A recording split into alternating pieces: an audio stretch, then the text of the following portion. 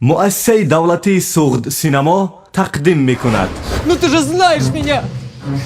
Я не смогу!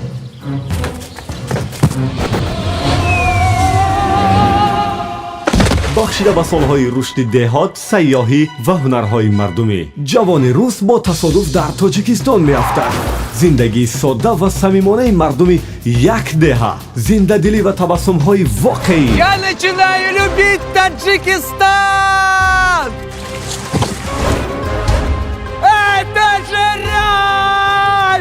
طبیعتی که او را دیوانه‌وار مفتون میکند. همه چیز در ما دیگرگونه است. بله، در نخستین فیلم هجوی سرگذشت علیشر حتی دیگرگونه میخندیم. با کارگردانی تیمور سلطان. حضور هنرمندان به همتای روس و تاجیک در یک میدان، در یک پرده.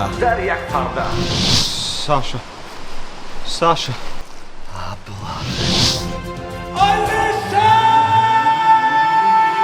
سرگذشت علیشر، نخستین فیلم هجوی سوغد سینما، روزهای نزدیک در تمام کینوتئاترهای کشور نمایش داده می شود.